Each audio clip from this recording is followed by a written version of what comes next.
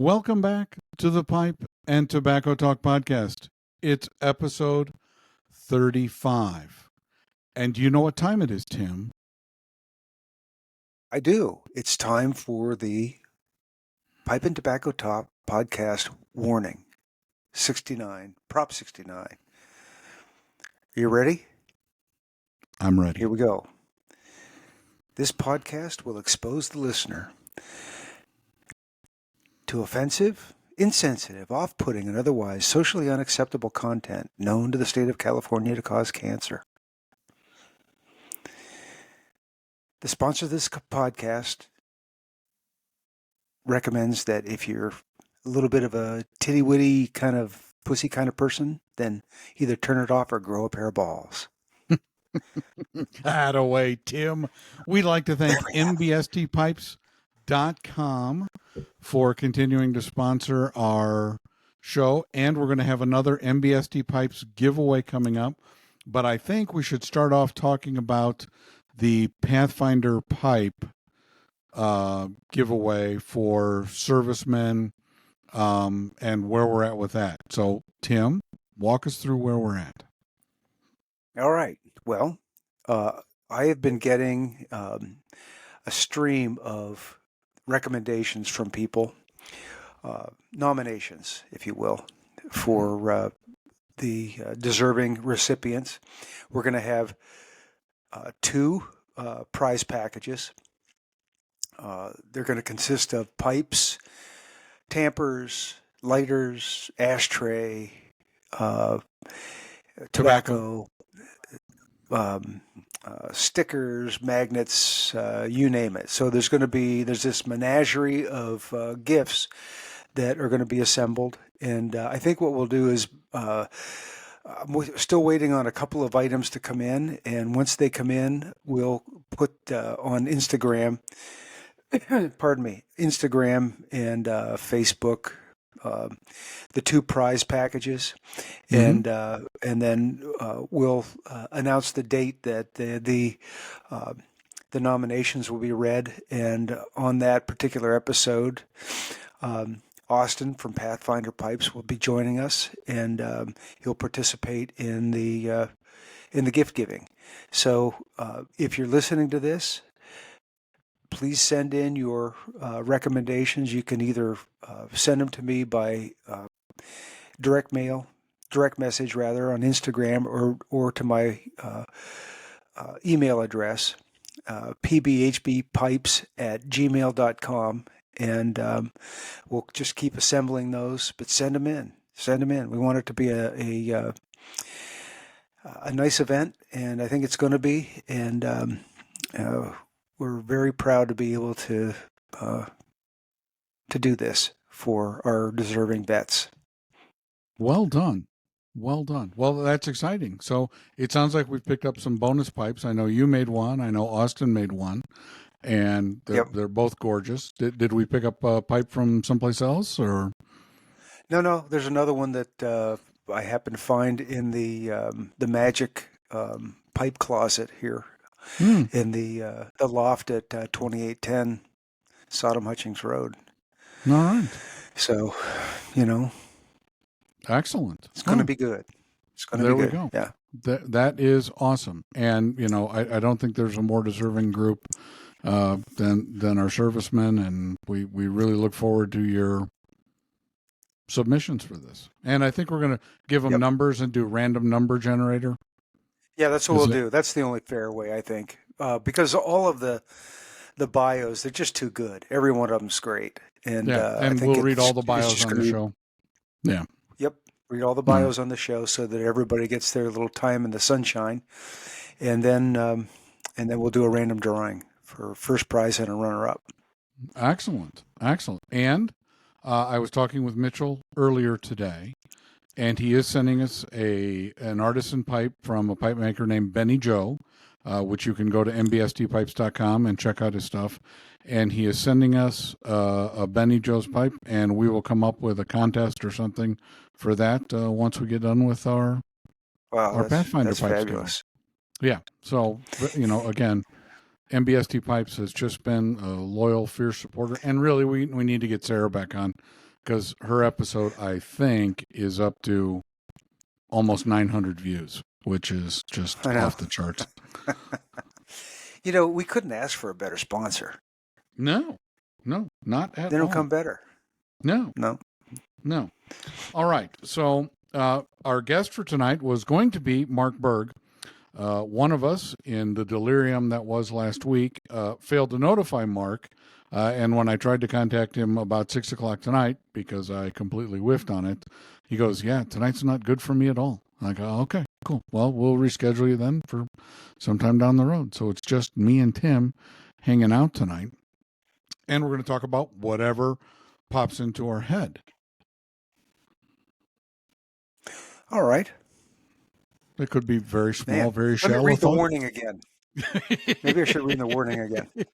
Yep. So in last week's episode, Richard Bro, a friend of both of ours, had recommended getting a Thunderbird pipe lighter insert for Zippos. And then when Tim and I were talking, and it's an episode that hasn't come up yet, it will be published probably tomorrow. It's episode 34 with Rob Dickey from R Dickey Pipes. This is Sunday night. The episode 34 will come out, and then shortly thereafter, episode 35.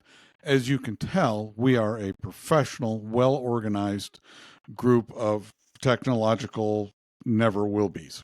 So, oh man, it's on ball bearings. This thing is just, man. it is well greased and sliding down the track.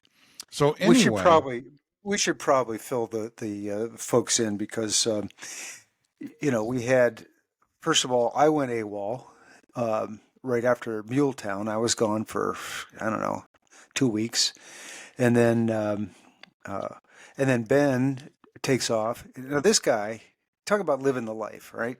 He's going to school in Columbus, Ohio. He gets an opportunity to take a week in Spain with his aunt. So he goes to Spain, and he just got back. And in the meantime, we're twisting in the wind over here. We're trying to do podcasts. You probably spent how many hours trying to get that thing uploaded? Episode 34. Well, I started Wednesday on uploading it. And I kept getting error messages and problems. And that lasted about 2 hours. And I thought, you know what, I'll come back later Wednesday night and try again. No, you get the same. And the definition of insanity is doing the same things over and over again and hoping for different results. And that's what I did. And then finally, Friday, I just gave up. Hell with it. It'll eventually see the light of day, but it will not be under my command. I have turned that over to Ben. He will publish it, and life will be good. So we don't have any comments to read for episode 34, but we will for episode 36. So we kind of sucked at it. But back to my original premise. So Richard had recommended getting a Thunderbird insert, which I absolutely love. And while Tim and I were on episode 34, we were also talking that Zippo makes an insert that is like $15 on Amazon. And I thought, okay. So I got another Zippo, and I'm holding it up here in front of the camera. And this is the Zippo with the compass type logo on it. Cool. And I ordered the Zippo version of the pipe lighter. And I will tell you, just from personal experience, I've used both of them now all week long. I highly recommend the Thunderbird versus the Zippo. The Zippo insert fits perfectly. The Thunderbird is a little snug.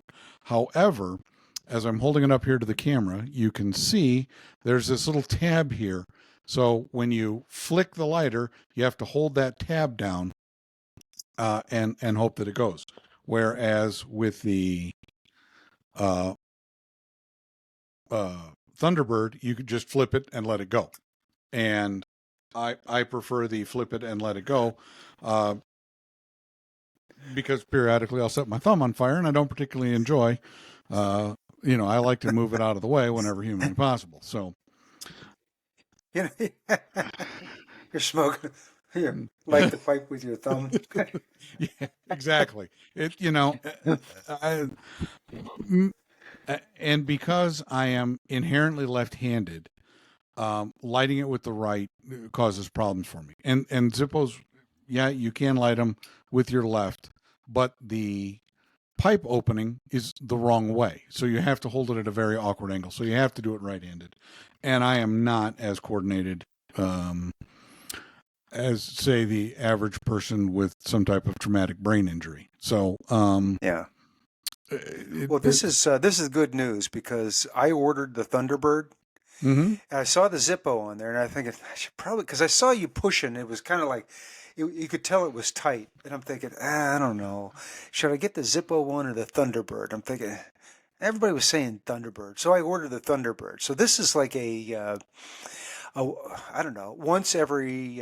It's like the Eclipse when I order Mm-hmm. something and have it come in and it's the right thing, because it's usually order it, wrong thing, send it back.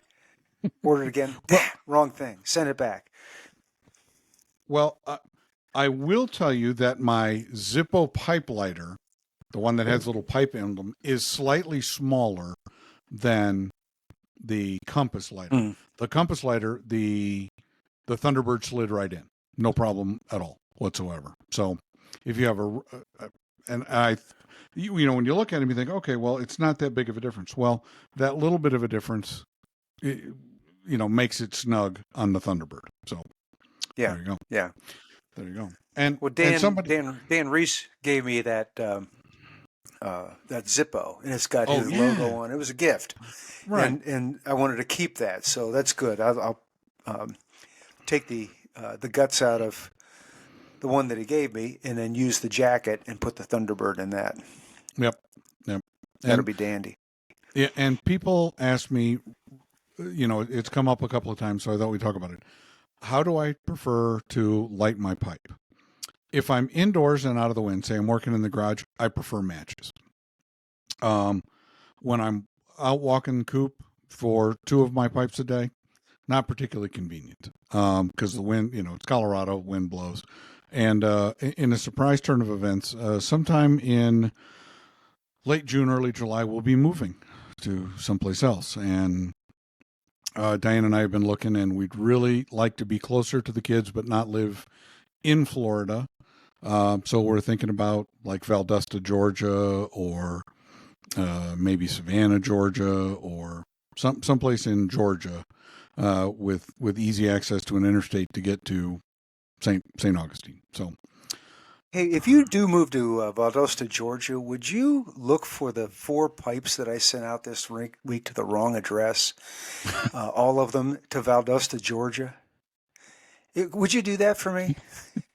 Jesus Christ! I'm telling you, I'm dying over here with the computers. I've got that pirate ship yeah, postage thing. yeah, And it acts like it's doing you a favor. So you go in and you type in the person's name, and then you put in the street address, the number and the street name, and it'll just give you this drop down of every address in the country that is, yeah, 123 Bluebird Lane, for example. yeah, Okay, and you get them and all. you find, yeah, you Yeah, get them all. So you click the right one, and now this is where it's going. Perfect, I got it. And then it tries to do you a favor by autofilling the dimensions of the box and the weight. And if you pick anything that was used before, it automatically refills the address to the address of the last guy, but not the street, just the city. mm-hmm. And so I have 4 different street addresses, but all of them go into Valdosta, Georgia. And I didn't look at the labels. I just put them on the box because they look, well, because I'm an idiot. That's why I just, didn't double check. I believe And that's so, called casual neglect, Tim. Casual. and so I get, the first one. Hey, did you send my pipe? Yeah. Here's your. I sent you the. A copy of the tracking Yeah. number. And you go back and look at it, it's like, you're in PA, not Georgia. And then it's like, wait a minute, you're in Florida, not Georgia. So shit, there's like 4 of them. I'm waiting for them to come back. so that I can now resend them. so anybody that uses Pirate Ship will tell you that there is a cancel. You can go in if you send them UPS or USPS. You can cancel it and have them send them back to you. Oh yeah, okay. I'll have to look for that. But you are paying the shipping to send it back to you. So yeah. or whoever you send them to in Valdosta, Georgia, will enjoy some pipes on you. I hope not. Because there was one that went, Iron Mike, I sent one out to him. It went to Georgia, but it came back. And the box was accordioned, but everything was safe inside. Yeah. But there's 3 others out there, and I haven't gotten them back yet. I'm thinking that they're toast. I think they're gone. Yeah. So. Well, speaking of Iron Mike, and if you're watching the show Iron Mike, I am still working on your Barbary blend. I tried with brandy and hated it. I can't stand the smell of brandy, so it's just bad. So I tried cognac, and it didn't resonate with me. So I chucked it, and I'm starting on another one tomorrow. I think I've got it dialed in at this point, and it should be what you're looking for. So there you go, Iron Mike. All right. And by the way, so that everybody knows, I have gotten back to blending starting Friday. So there's a ton of stuff going out. I went and got a cortisone shot on Wednesday, and the doc said, "Take it easy, don't do anything stupid." But if you're gonna,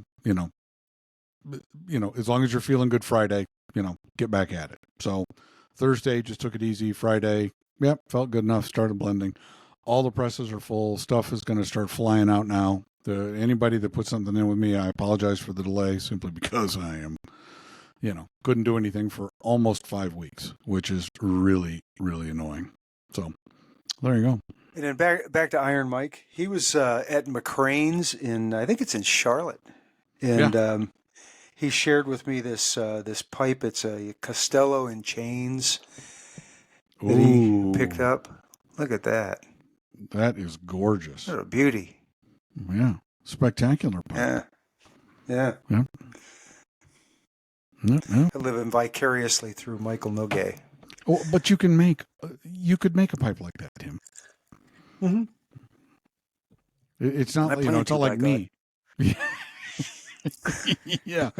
And, speaking of frequent contributors, you were telling me the other day about Dan, that we had on, I believe, on episode 2.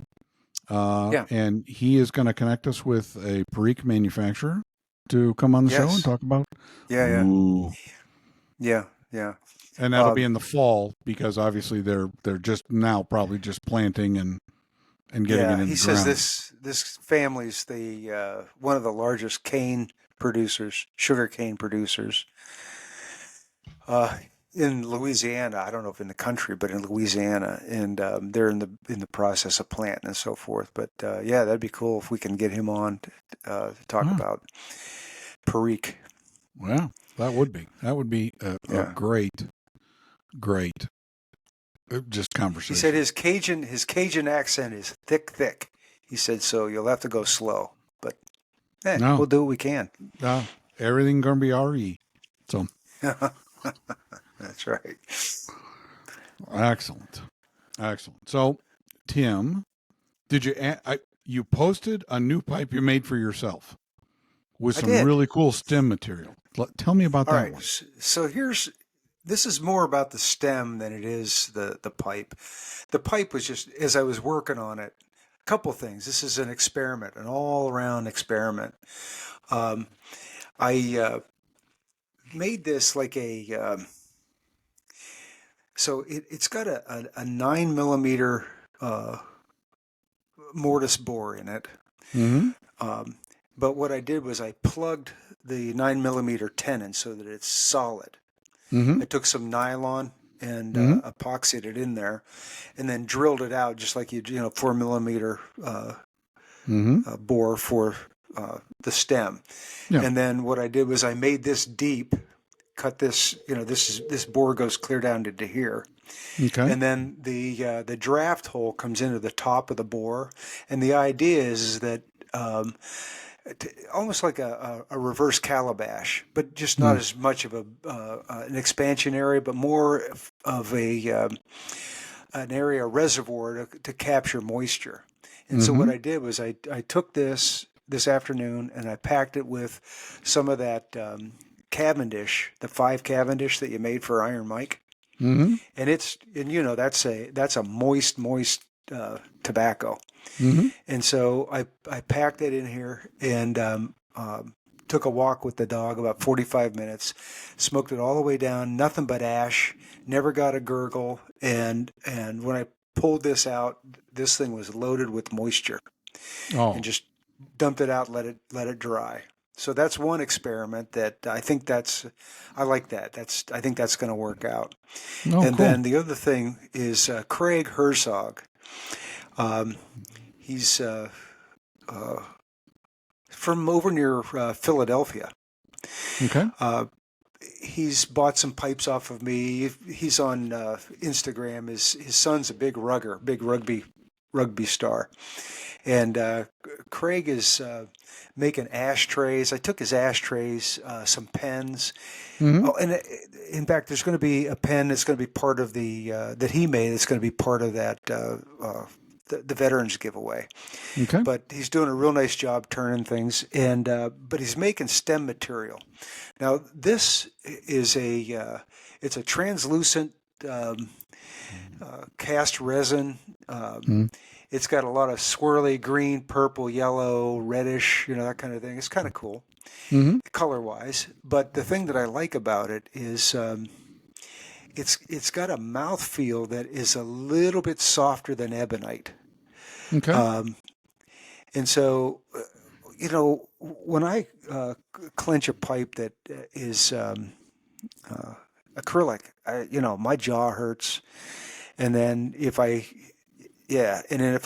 even ebonite, I only got so much time on the clock. This one, I walked around for 45 minutes, smoked it the whole time, and it just has a softer feel to it. So now what we have to do is I'm going to smoke this for a while, heat it, cool it, that kind of thing from smoking.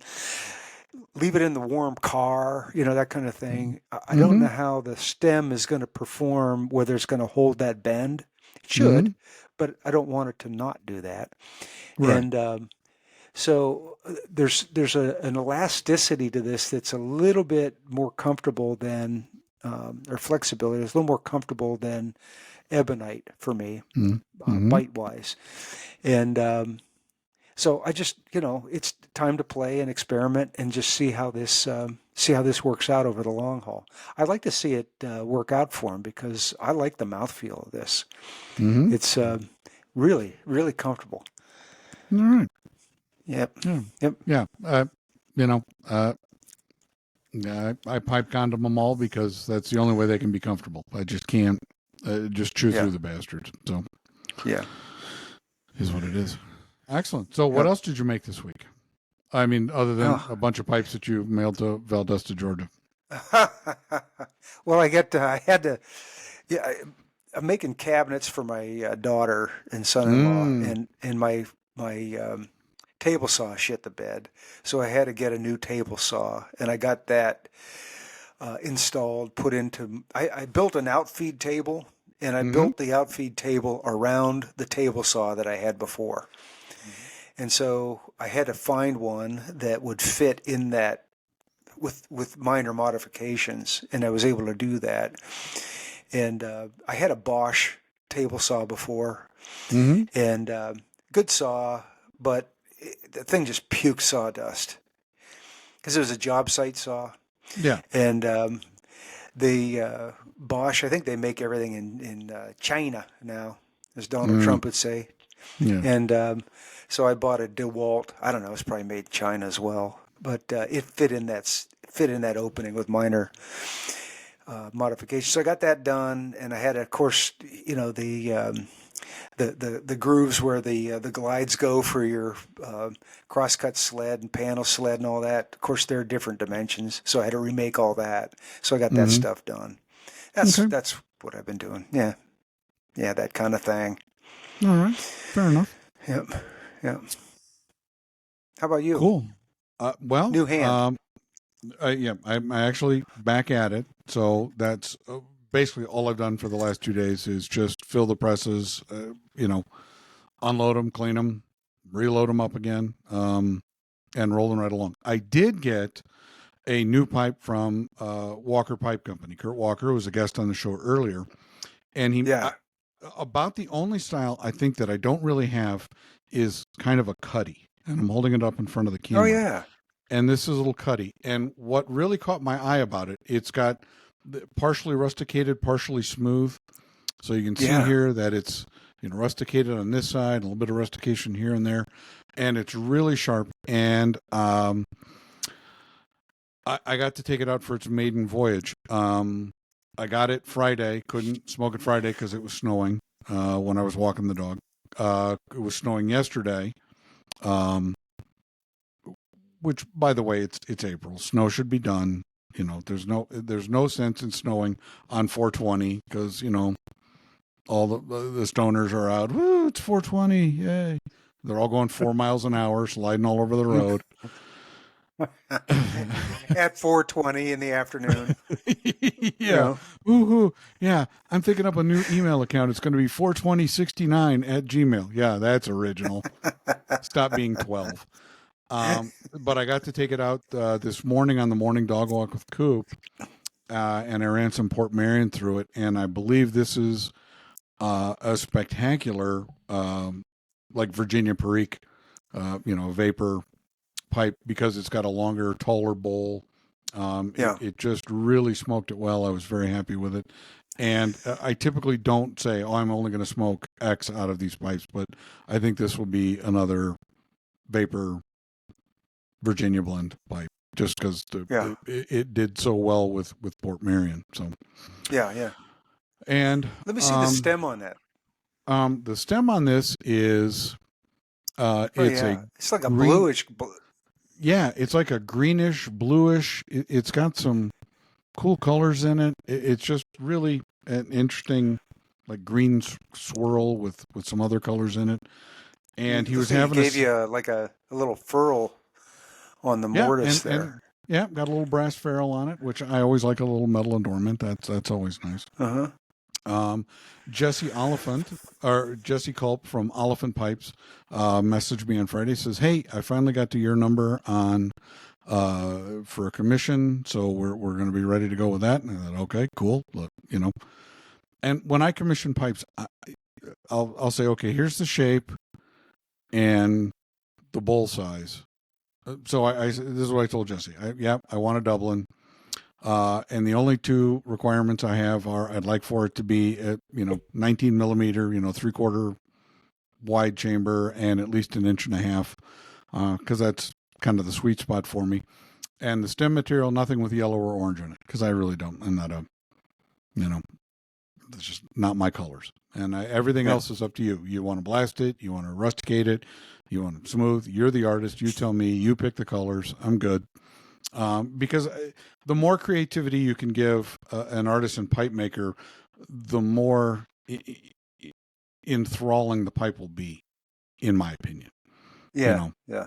When you say, well, I want it to be this, and I want this to be this long, and this to be this long, then it's like, okay, well, cool.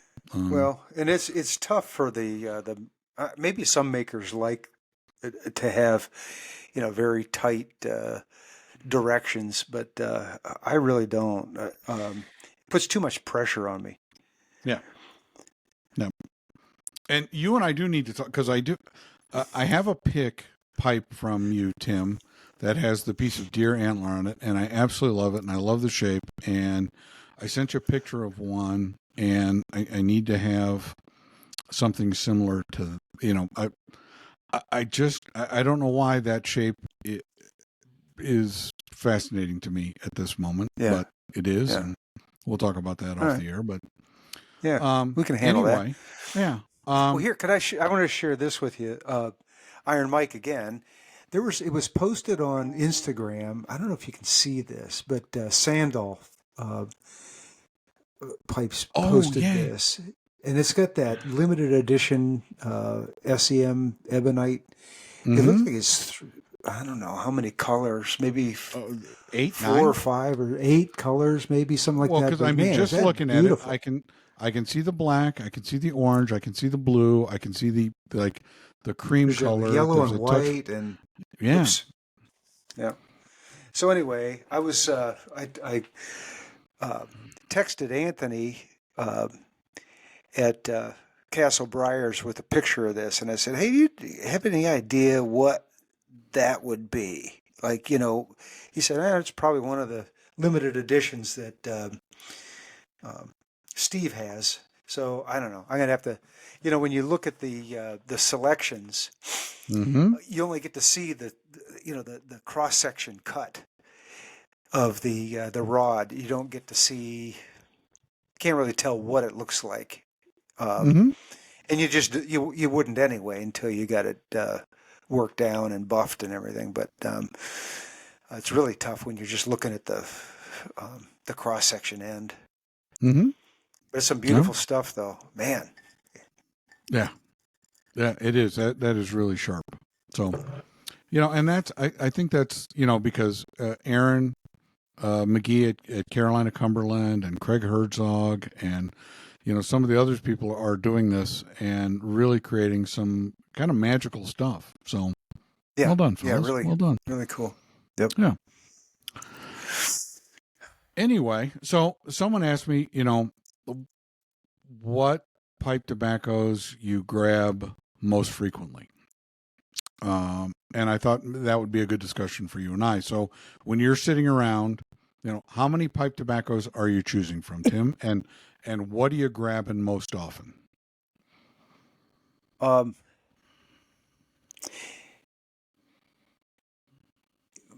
well, I just started uh,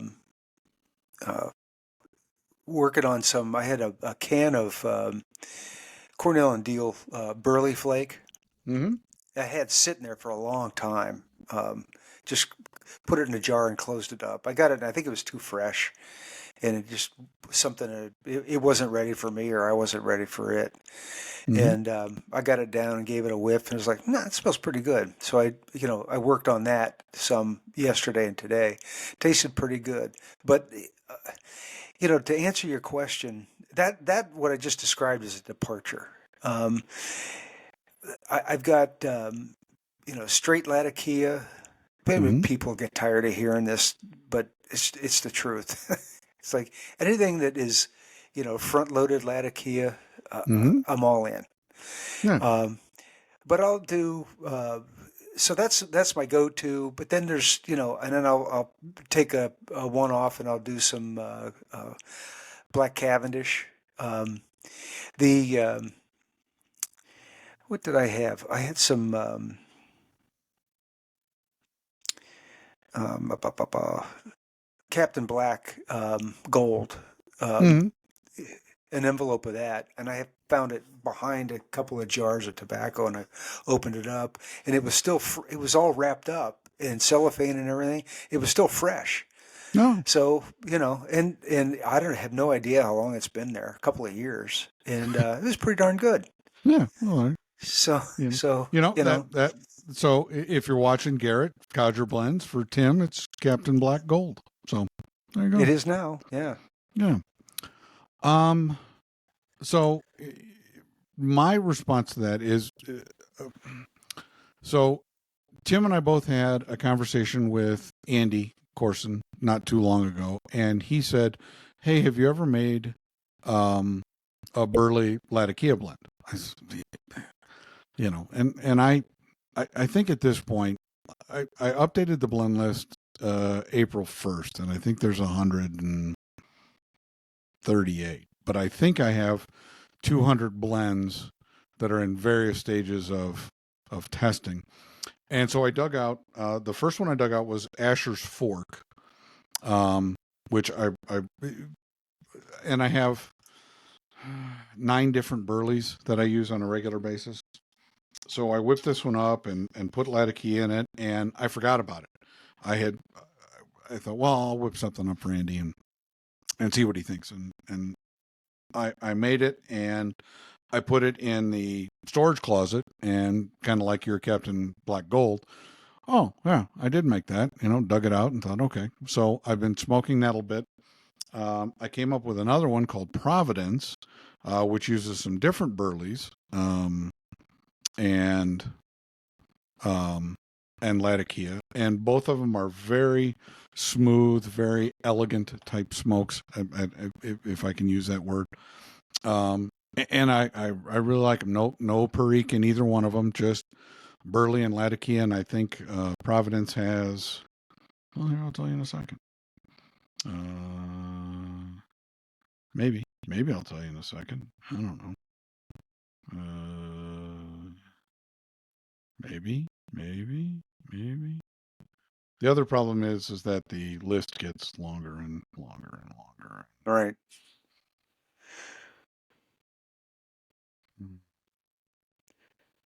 It's quite possible I deleted it.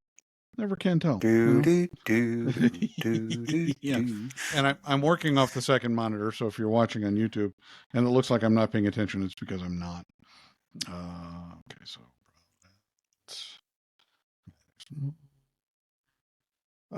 so Providence is Tennessee, Kentucky Dark Fired, Latakia, Ripe Virginia, Yellow Virginia, and some Red Virginia. And then Asher's Fork is Dark Burley, Tennessee, Kentucky Light Fire Cured, Latakia, Long Cut, and a little Oriental mix in it. So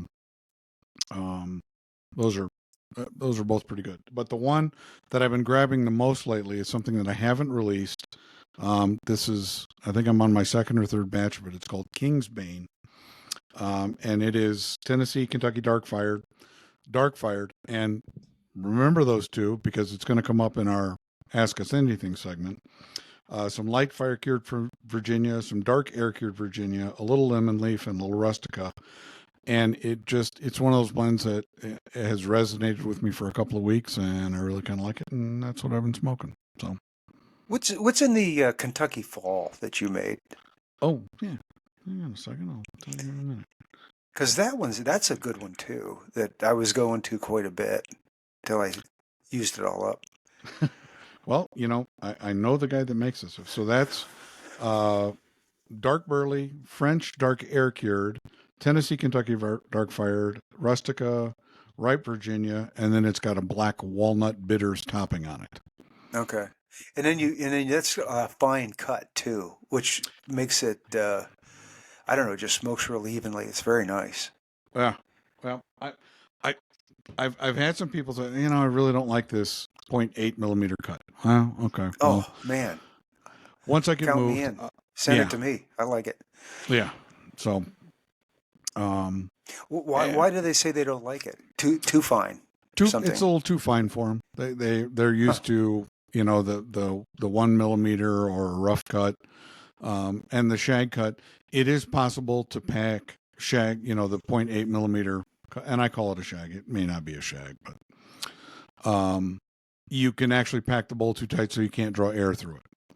Right. And it's one of those things where that happens. You just gotta have to learn how to do it so you can. That's all. Yeah, basically. So, but that's and then the other blend that I've been grabbing a lot is Eagle. And this is Anthony made the logo for this, and this is a light English blend that I really, really like. And that's kind of what I've been grabbing when I'm not testing something. So, and I've got, like I said, I've been working on Iron Mike's blend. Tom and Nathan from Pipe and Tobacco, Pipes, Tobacco and Whiskey. I made a custom blend for Tom and Nathan. Nathan liked his, but he wanted a slight modification to it. And then Tom, what was one of the folks that just doesn't like the 8 millimeter. So I'm going to make it out of something different and try again and go from there. So, well, that can of Palmetto Balkan that Anthony gave to me.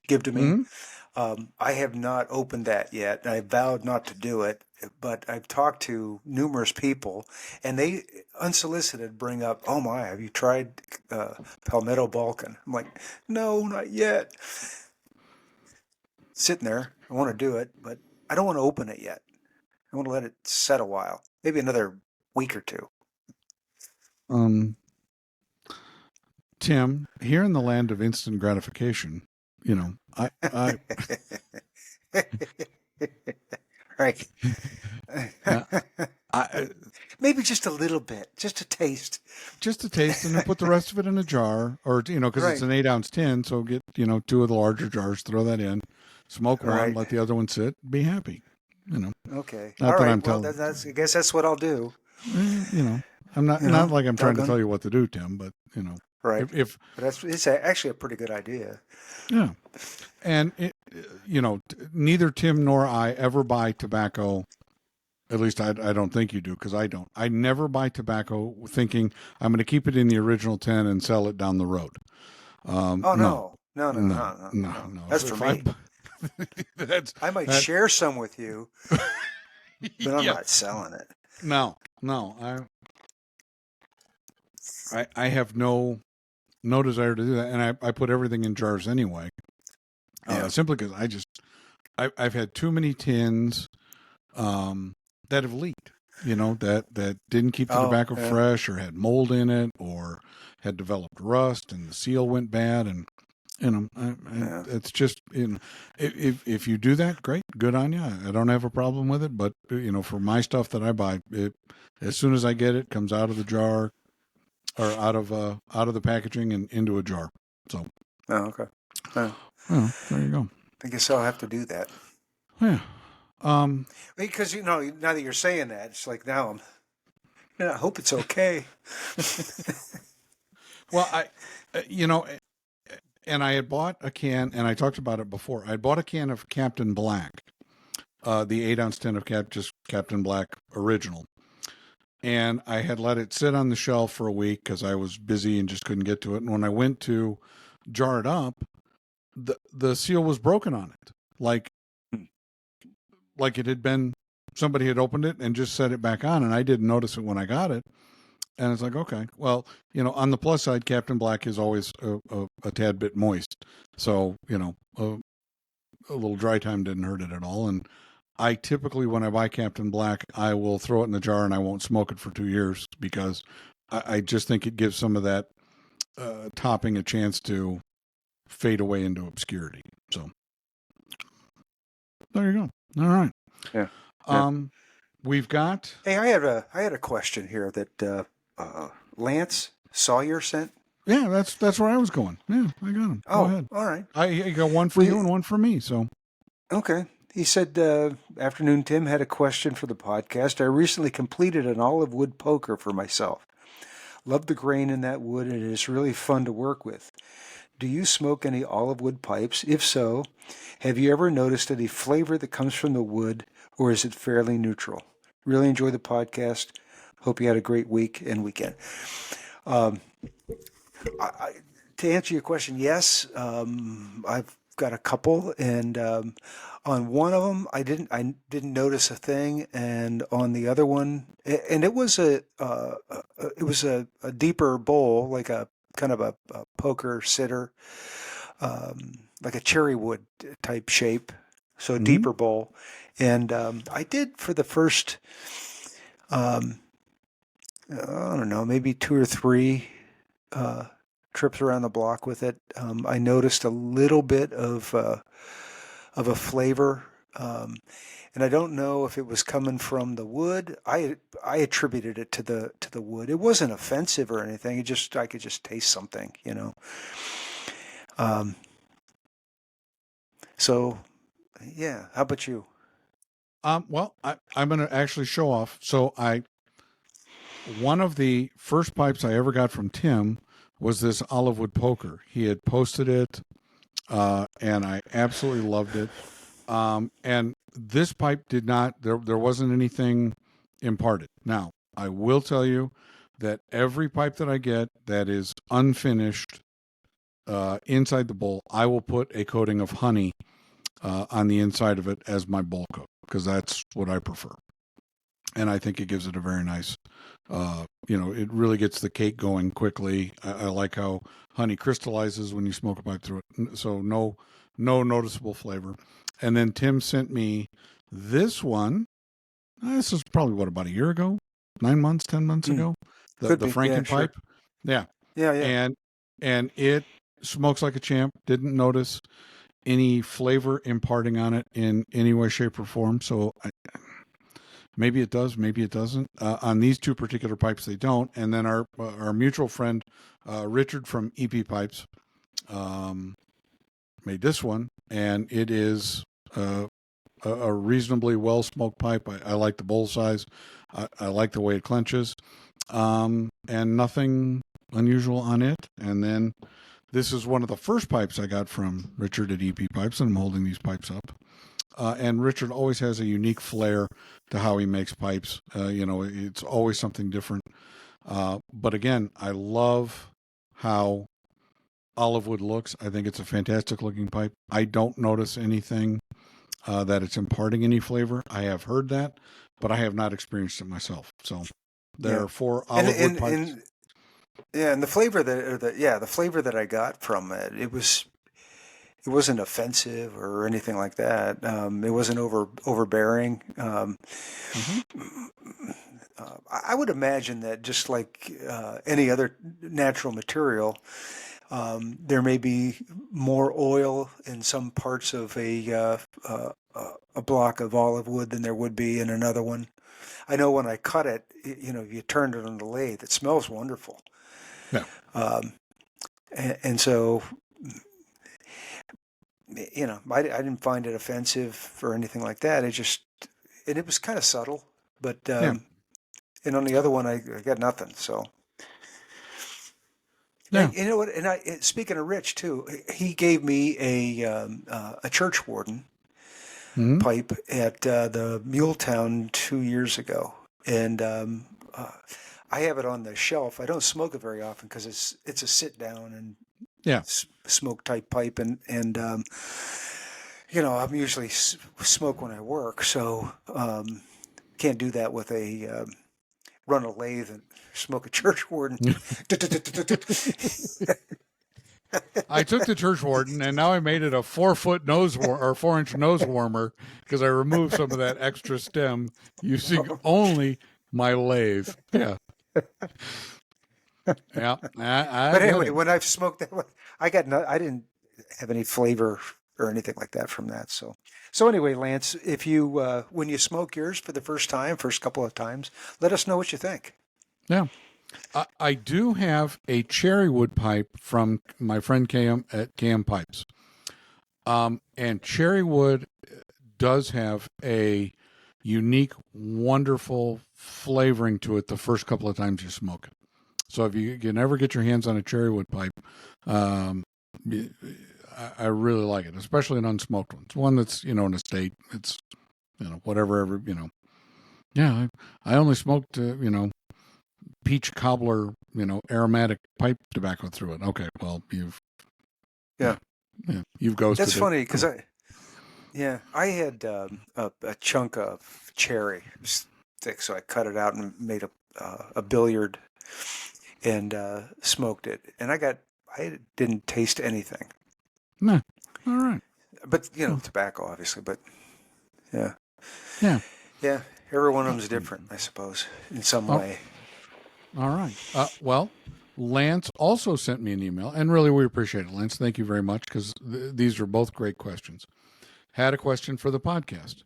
There is a specific Tennessee dark-fired Kentucky when you talk about dark-fired Kentucky in your blends.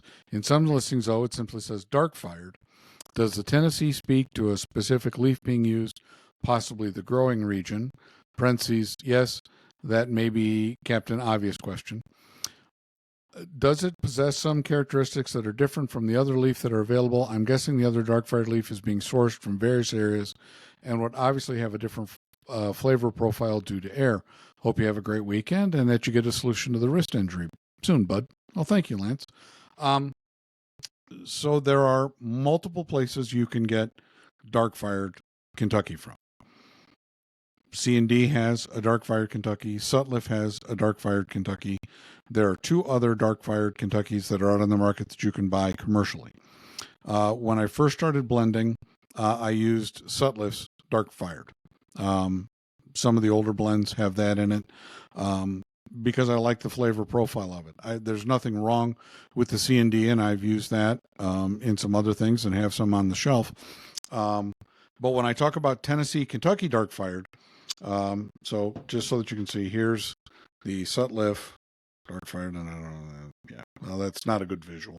But I have a jar of it, and the Tennessee, Kentucky dark fired that I use, and that's what I use in most of the newer blends, is actually a whole leaf product that I shred up. And there are similarities to it, but there are enough differences that I think, could I switch over to all Tennessee, Kentucky dark fired and used it in all the blends that I have? Yeah, but I started with one, dance with the one you brought to the dance. You know what I mean? So the blends that have dark fired Kentucky in it, I'm going to stay with that. And the blends that I have that are, that I'm using Tennessee, Kentucky dark fired, I will stay with that. And in a blind taste test, could you tell the difference? Yeah, probably, but most people couldn't. I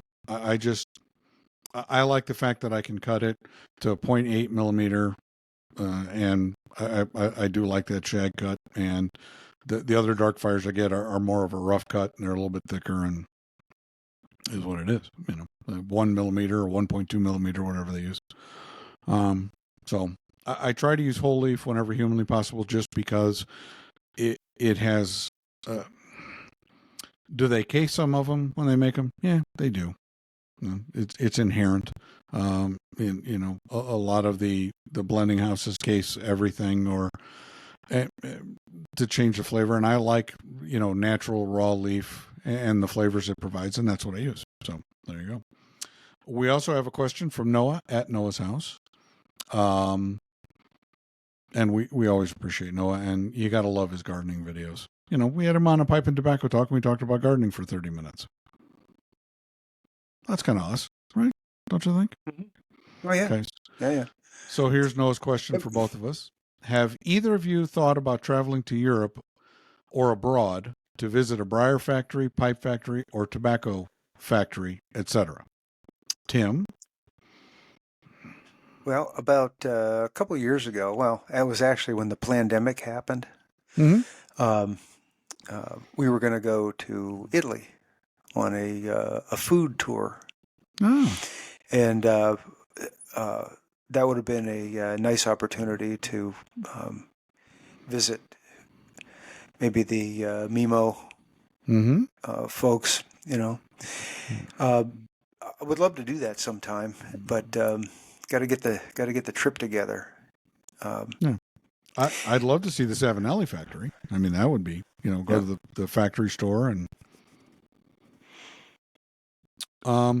if I could travel anywhere, I would travel and see abroad. I would want to go see Mac Baren and their production facility and take a tour of the facility.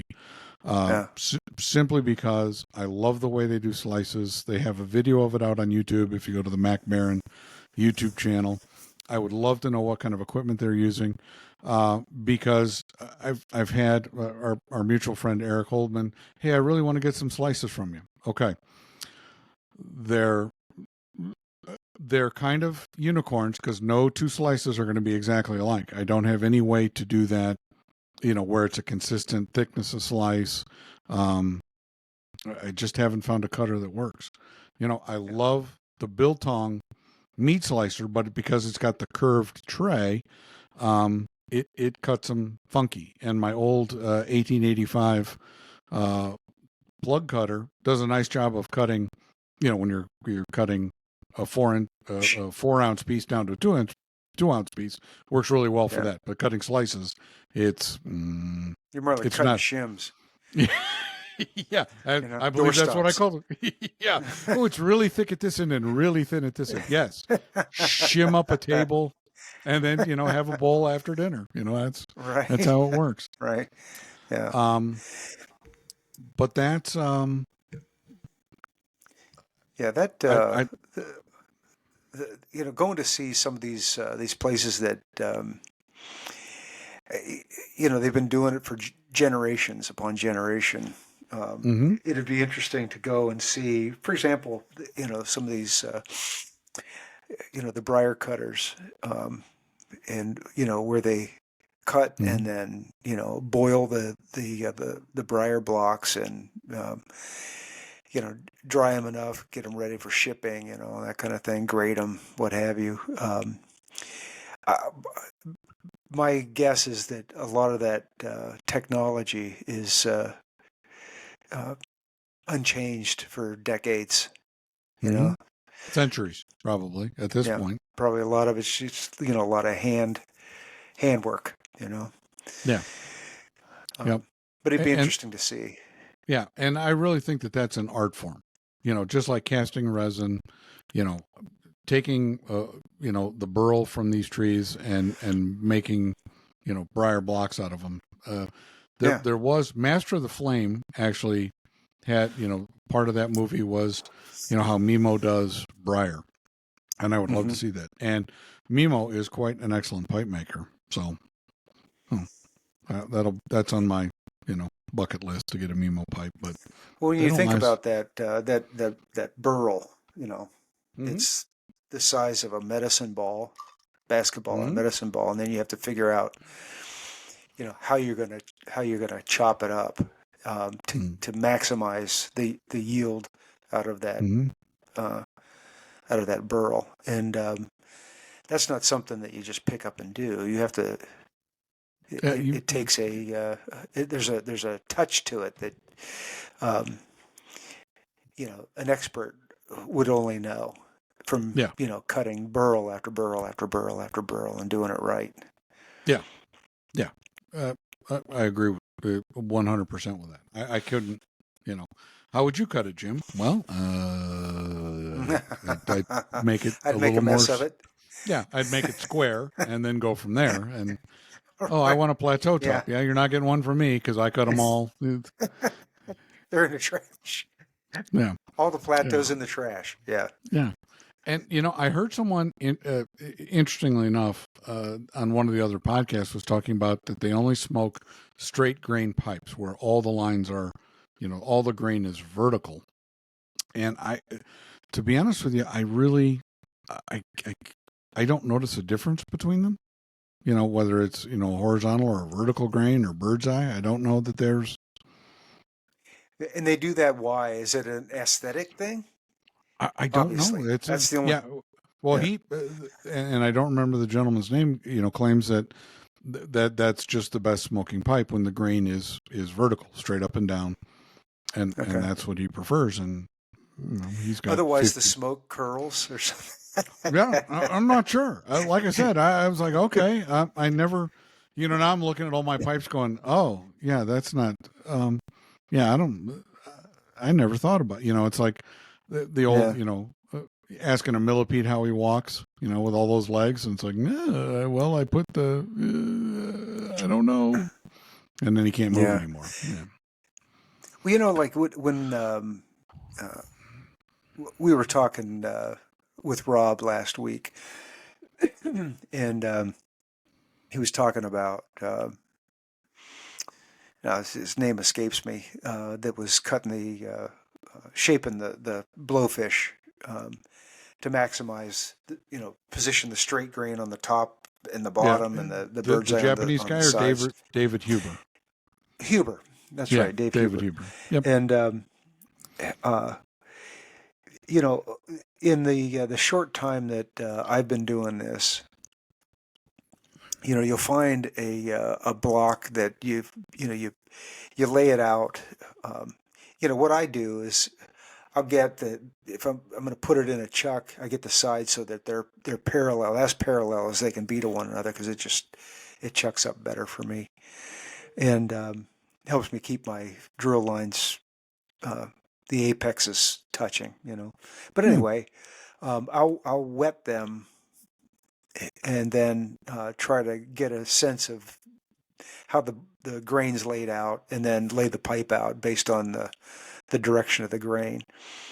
And sometimes you'll find ones that are, that they're just great.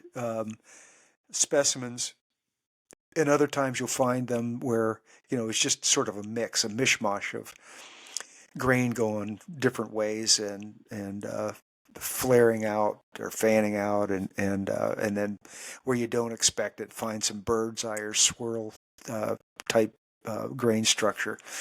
And while I like uh, the sort of the uniform grain that kind of fits with the shape of the pipe. I really like that kind of thing. I also like the variation. When you see the especially burly type grain that's real swirly and bird's eye and a lot of variation. I like that too, and I see like that. Yep. Yeah. Now this is And a radiator from Carolina Cumberland. Aaron made this, and I because wood's a natural product. I like the beauty of the wood. If it's got bird's eye and it's got cross grain and some straight grain and some up and down, the more variation, the better. And that's, in a long-winded way, that's what I'm saying is, I yet to find a piece of briar that once it's finished where I go, gee, that's kind of ugly. It never, never No. occurs to me to think that way because it all looks beautiful to me. Yeah. I just don't think about it that way. I just like the beauty of wood. Worked in a lumberyard for a long time, sold a lot of wood flooring, and the unique the grain pattern is, the more attractive it is to me. So, and Jay Furman put a post the other day, I would love to have an all bird's eye pipe, but good luck finding that. But Yeah. I like how the bird's eye look. I like the swirls. I like the depth that it conveys. So there you go. I've got there's a cherry tree out behind my shop. The trunk's probably, I don't know, 10, 12 inches in diameter. But years ago, I thought there was a raccoon up in the tree, and about 3/4 of the way up, and it's a real straight tree, and it's one of those trees that grow. It was a sapling when the canopy didn't let any light in, but somehow it made it. It's just straight up, like a telephone pole. And there's this giant burl growing on the top of that trunk. 3/4 of the way up, and it's about a size that I'm getting close to. Maybe this summer I'm going to cut that tree down and cut that burl out of there. Ooh. And see what that looks like inside. Oh, I want one of those. Yeah, because I think that material, you get it out and get it dried, even if it's pithy and it's got a lot of voids in it and that kind of thing. I don't know. I think I can deal with that. I'll just I'll impregnate it with resin, and then maybe I won't impregnate it. You know what I mean? Yeah, I understand. You know what I mean? And I know what you mean. But you could make it pretty cool for accents and that kind of thing. So I'm looking forward to that. Yeah, excellent. Let's see what else is going on in the world. I do have a couple of custom blends that'll be coming up that I'm going to whip up this week. Actually, someone called me up and says, I really like Strathaven, but you mentioned honeyed bourbon, and I'd like to try it with honeyed bourbon. Well, I took that out of the press this morning. You're going to get it in a couple of days, and tell me what you think, Phil. And I'm waiting to hear from Dan on the Lemon Bitters Virginia blend that I made him. I know he had a cold and wasn't feeling very well, so I have to get a hold of Dan and see what he thinks of that. But this is Dan Robert. No, Dan Troxel. Oh, okay. Yep. No, Dan and I were communicating fairly regularly, and it just kind of went quiet on me. So I haven't talked to Dan Robert in a while. He is working full time on a consulting basis for a bunch of meat plants around the country. Oh. Yeah. He called me, I don't know, last week maybe, something like that. And he's a busy guy now. Yeah. So well, let's check and see if we got any late minute additions to the Ask Us Anything.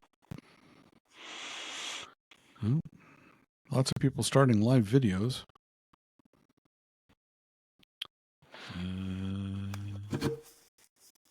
No, nothing that I see on here. No comments. So we got Lance Sawyer and at Noah's House both hooked us up with questions. So remember, you can submit questions to us. You can email me at emersonsouthern@yahoo.com. You can message me on Instagram at Emerson Southern Forged. You can also find me at Emerson Southern Forged on Facebook too. So, and I have some free time currently. So life's good. Yeah. Life's good. So. Oh, that's sleeping in. No, there's none of that bullshit. No, who's going to shovel the driveway? Yeah, exactly. Oh, fuck. You know, I was out walking the dog this morning. It was snowing a little bit here. Why? It's April. Stop. I know. Bullshit. 41 and windy this afternoon. No, cold. It was actually, so it snowed yesterday. It was 60 today. Bipolar weather here in Colorado. So yeah, I got to get back to the South where I actually belong. Because it's... Don't blame you. No. The land of Dickie Betts. Yep, that's right. Let's see. Poor guy packed it in. And by the way, Sean, if you're watching, Sean was the one that lost the coin toss to... yeah. He said, man, I'd love to get some coasters. Sean, they're going in the mail to you tomorrow. I'm going to whip you up some coasters, and I've got a couple of them here, and I'll send you a set of them off. So, there you go. Good deal. You shall find. All right. We got anything else we want to talk about, Tim? I got nothing. All right. I got nothing. Are we gonna do it next week, or are we gonna do it in 2 weeks? The Austin Pathfinder honor 2 service. weeks. In 2 weeks. 2 weeks? Yeah, in 2 weeks. Yeah. Right. All right. So let me check the guest list. Allegedly next week we have Neil Monet from Garage Made Pipe Tools. So you'll have to get a hold of Neil in more than an hour in advance to make sure he still wants to do the show. And then I'll move Mark Dominguez so that we can have Austin from Pathfinder on. And then we need to reschedule Jack Ryan, need to reschedule Corey, and need to reschedule Simon, Mark Berg, and Simon. So yeah. I don't think I want to schedule them out that far in advance anymore because everybody forgets. I know. It's hard. Yeah. Yeah. So yep. I think we're just going to start scheduling them a little bit at a time. So yeah, I think that is wise. I think so. Okay. Yeah. But we do have Ian Fisher coming up on the 10th, I think. So I'll, like I said, I think we just play it by ear. We have no goals. We have no strategic plan. No direction. No. Just a couple of freewheeling kind of guys.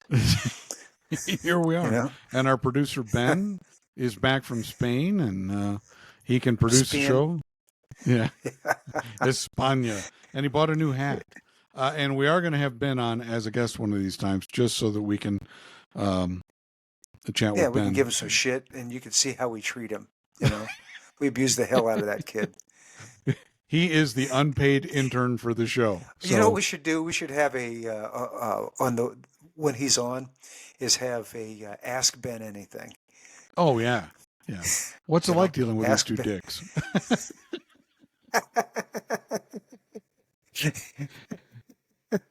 Every show is like standing in the men's room. It's where the dicks hang out. That's right. Exactly. And at least he got kind of a flat a flat cap, which is it's a good look on him. It beats that good. That trimmed that build. Stupid hat. Oh God. I don't know what that is. The virginity protector hat. Yeah.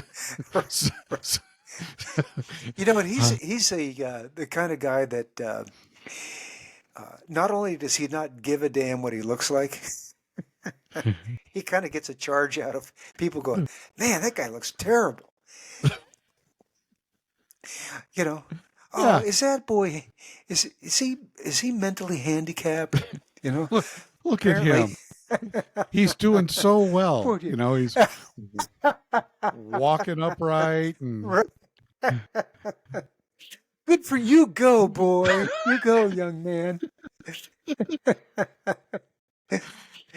Does a young Uh, man want a cookie? yeah. Not to give Ben a hard time, but he thinks pronouns are amateur nouns that turn professional. So, You ever see these people that drive the giant tricycles? oh yeah, those. Like, I could just see. He was telling me one time he was on. If you ever been, you're a listener and you're not familiar with I-270 that goes around Columbus, is the outer belt around Columbus. It's a racetrack, and he was in the wintertime. Uh, he somehow had to get across town, and he decided it'd be a good idea to ride his bicycle up the ramp and onto 270 to cut across town. And he said the trucks were going by, and the wind was pushing them all around, and there's sleet and chunks of salt hitting him in the face. It's like he didn't go to jail. But Well, I just had this image of or he had him. to go claim him from the morgue. It's a more realistic outcome for that little adventure. Yeah, this is why women live longer. Yeah, I'm going to ride my bike on 270. Ooh, You I don't know. my advice to you is take the extra 15 minutes. It'll be worth it. Yeah, Oh, geez. brutal. No, nope. I mean, you and I are at the age. If we're riding a bike, something has gone so horribly wrong in our lives that there's no. I'm not. I don't know. When I was a kid, I had one of those horrific bike accidents. The first 10 speed I ever got, I was racing a friend because that's what you do when you're 13. You race your friends on your bike. And you got 10 speeds. And I got 10 speeds. I can upshift into 10 and really hard pedaling. And while I was racing my friend, the front handle brake fell off into the spokes of the front tire, creating Oh, God. I believe the French call it a trebuchet because the bike stopped and I did not. I kept going. I kept the original speed and arc, and I was. Tim and I grew up in the era where we didn't wear helmets. There was no padding. There's none of that. You were in a pair of shorts and a t-shirt. Yeah. And I looked like someone had attacked me with a cheese grater, and I was bleeding all over. And for the longest time, I took the tire off with the brake still because it cut 22 spokes. Oh, man. Before it came to a complete stop. And I had mounted it on the wall of my bedroom because, Jim, why don't you ride a bike? This is why. I have this wall decoration. But then, I got married and I had to throw the bike tire away. So. Well, I had a similar situation, only I was an adult. My kids were, I don't know, they were probably, the youngest was maybe 10, so let's say 13, 11 and 9, like that. They decided that they were going to go walk down. We lived in town. They were going to walk down 3 or 4 blocks away to the the video store and get a video. It was still light out, and it's not light anymore, and they're not back. So I decided I'm going to go look for them. So I get on a bike, and I'm riding into traffic. It was the only way to go because the sidewalks were torn up on the end. Anyway, long story short, I'm going toward traffic. I can't see anything. And I'm in the grass between the road and the torn out sidewalk. And there's I had no idea, there was a storm drain there that had the grates, the slits of the grates running this way. And my tire went down in that. Instant stop. And I'm only going like maybe, I don't know, I'm creeping 5 miles an hour, but not even that, just creeping. And all the cars are backed up and they're just all got their headlights on me. And I do one of those, boom, upside down.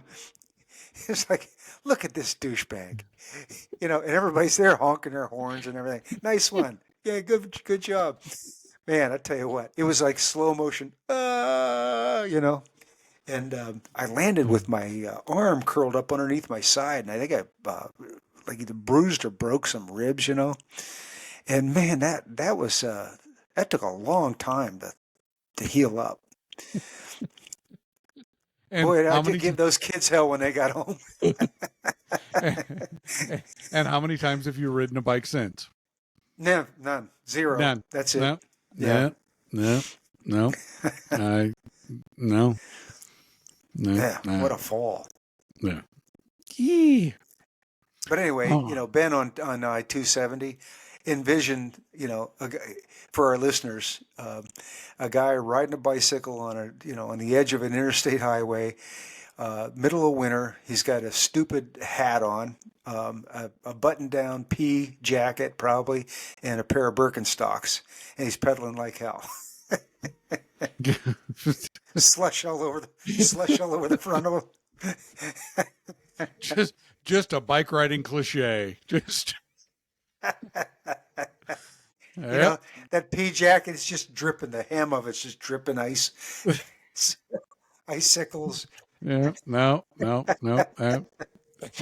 This is where, you come and talk to Grandpa, you talk to your favorite uncles, and they're going to, your decision-making process leaves a little bit to be desired. Not so good. Not so good. Yeah. Yeah. And then you ask him, were you on time for work then? I mean, what happened? You're on time, were you? Yeah. Where does the story go? Don't tease us. Don't kick the tires and not drive us home. And, we'll make fun of Ben and his love life. And, Yeah. So anyway, ask Ben anything. That's what we'll do next. If we have him on next week, we'll know, and then we'll post it. Ask him anything. Yeah. Ask Ben anything. Yeah. Excellent. Well, Tim, a little bit shorter episode. I think we're just a little bit over an hour. We've talked about pipes, tobacco, lighters, and we've covered the gamut. Yeah, it's been good. Always good seeing you. Yeah, always good to chat with you, sir. Glad your hand's feeling better. I'd had about enough of that. Cortisone is You have the Black Knight hand off. Just a flesh. It's just a flesh wound. I've had worse. I've had worse.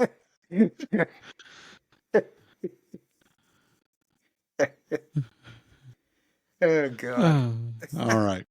Well, thank you all for joining us as always. If you want to get in touch with us, you know how to do that, and we'll chat at you later on. Good night, all.